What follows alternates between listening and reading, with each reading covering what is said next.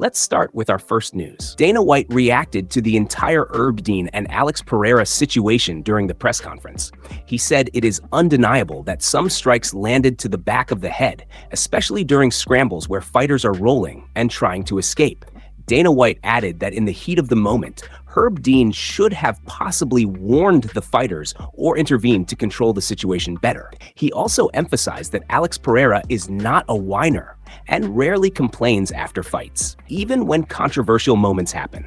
According to Dana White, because of that attitude, he believes Alex Pereira genuinely felt the fouls were real and not exaggerated. Dana White also hinted that the commission and referee team will continue reviewing the situation to ensure better control in future fights. He mentioned that after reviewing the footage, officials noticed several angles where the impact looked borderline, which is why the discussion became so intense among fans and analysts. White stressed that MMA is a fast-paced sport, and in real time, referees often have only seconds to make critical decisions. He also pointed out that fighters like Alex Pereira compete at an extremely high level of intensity, which makes split-second judgment even more difficult. Overall, Dana White's comments reinforced that while fouls may have occurred, there was no suggestion of intentional wrongdoing from either side. He concluded by reaffirming respect for both Alex Pereira and Herb Dean, noting that the situation will likely be discussed further behind closed doors within the organization.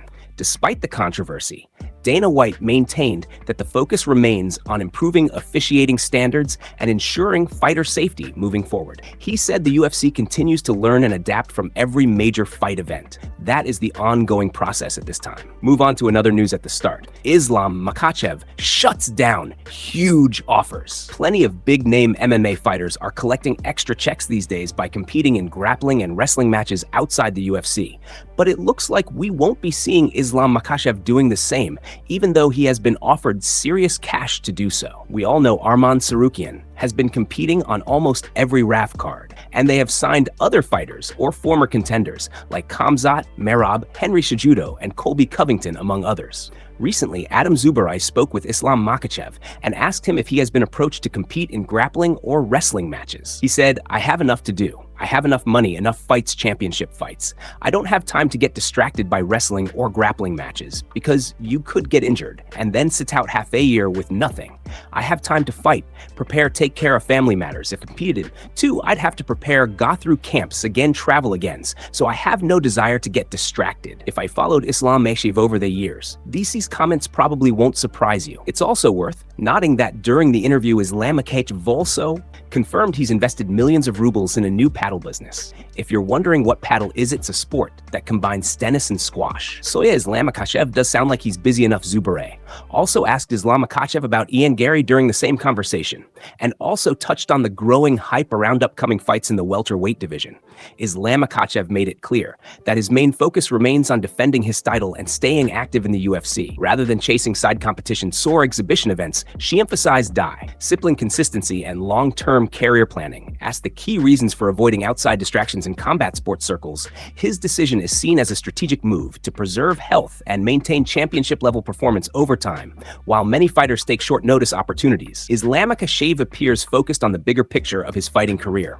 Overall discipline remains his defining trait that continues to stay fully locked in on competition, avoiding unnecessary risks, and prioritizing long-term success inside the octagon.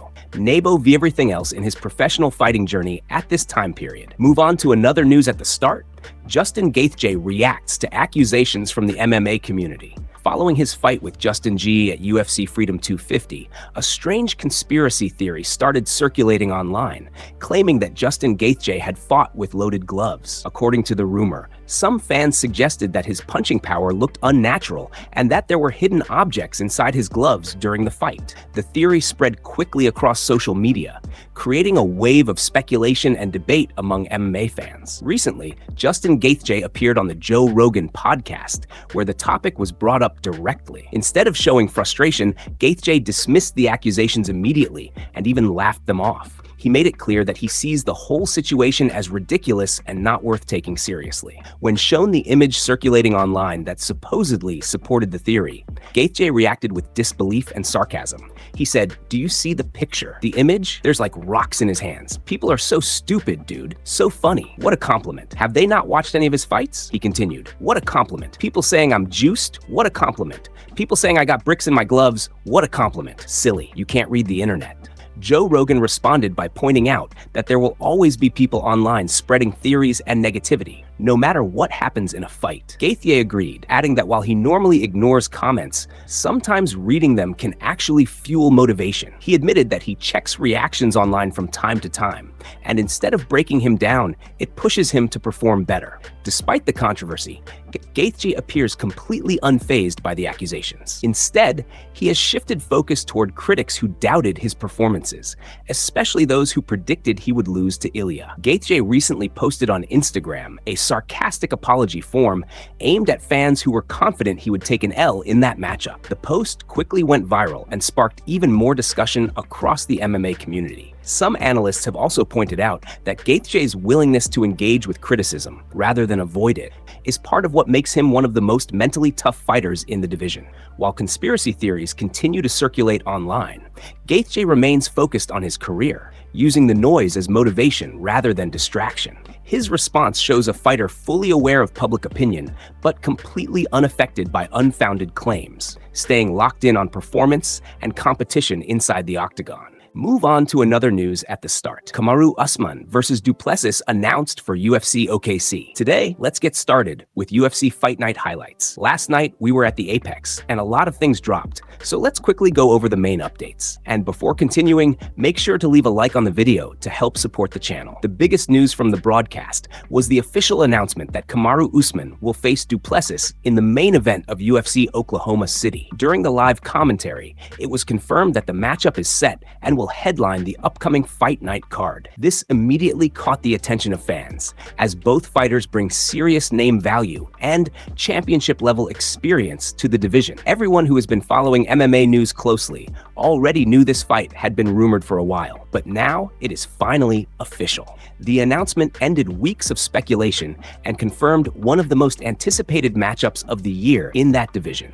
Both fighters are expected to bring high-intensity styles, with Usman's wrestling pressure and Du Plessis' aggressive striking creating a fascinating clash. According to the broadcast team, the fight will take place shortly after UFC 329, making it the next major main event on the schedule. This timing adds even more excitement for fans, as it keeps the momentum of big cards going back-to-back. The matchup is being positioned as a key moment for both fighters, especially as they look to re-establish dominance and move closer to another title opportunity. Du Plessis enters the bout with momentum and confidence, known for his relentless pace and unpredictable striking style. Meanwhile, Kamaru Usman is looking to remind the division why he was once considered one of the most dominant champions in UFC history. The contrast in styles has already sparked heavy discussion across the MMA community, with analysts debating how the fight will play out over 5 rounds. UFC officials are expecting a strong reaction from fans, as this main event brings together two of the most physically imposing athletes in the sport. The announcement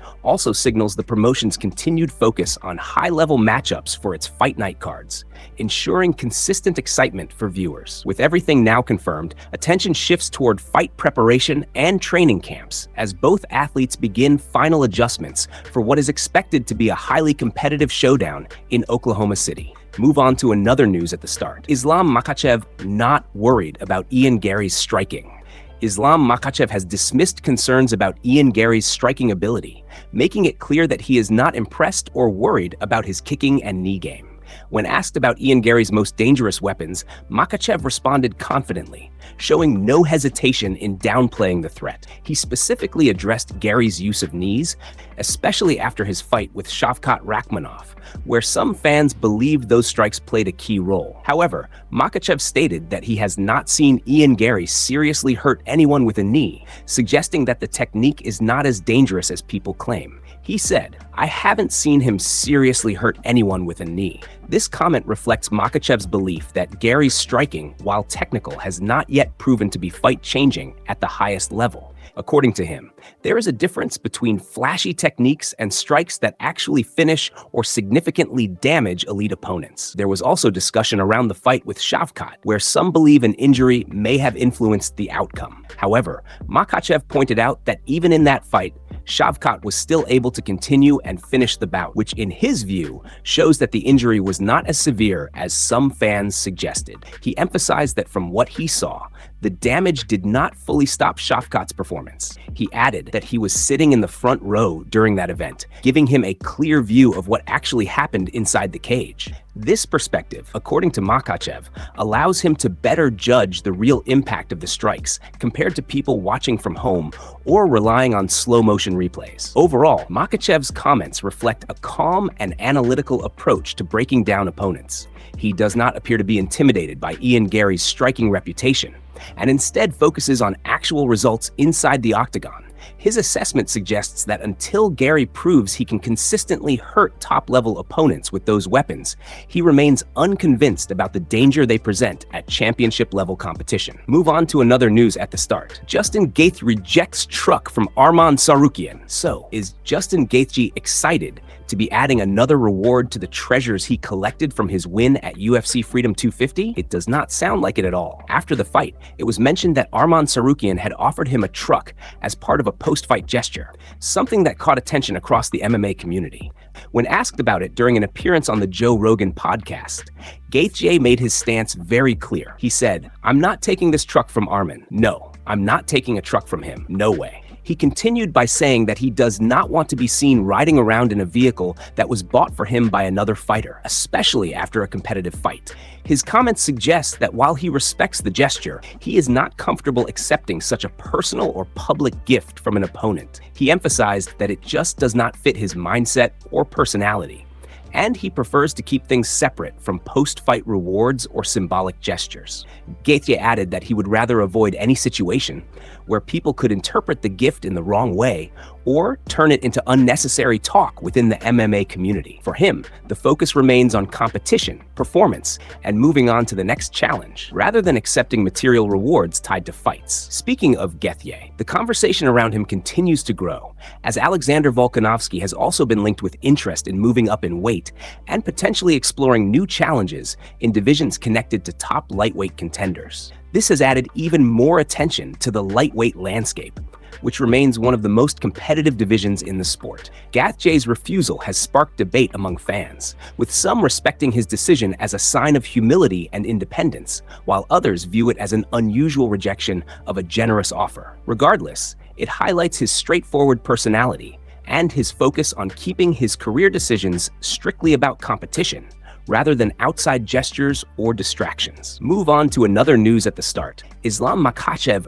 doesn't think Ilya will move up to welterweight. Islam Makhachev has given his honest reaction to the ongoing talk about Ilya potentially moving up to welterweight to challenge him. Despite repeated claims from Ilya about fighting in higher divisions, Makhachev believes the idea is more talk than reality. While speaking with Zubarai, Makhachev was asked directly about Ilya's future plans and whether he sees him actually stepping up to face him at 77 kilograms. Islam did not hesitate to give a straightforward answer, making it clear he is skeptical about the move ever happening. He said, "I don't know. I think it's just rumors. I don't think he'll ever move up to 77. He's just talking, hyping up the crowd." According to Makhachev, Ilya's comments are more about building attention and excitement than making a real competitive transition to welterweight. He also addressed claims that Ilya has been speaking on his behalf regarding injuries and fight pullouts. Makhachev pushed back on that narrative, saying, "He's making up something that I'm injured. He starts speaking on my behalf, saying, 'I pulled out. Everyone knows the truth.'" This shows clear frustration from Makhachev about misinformation circulating in the MMA community.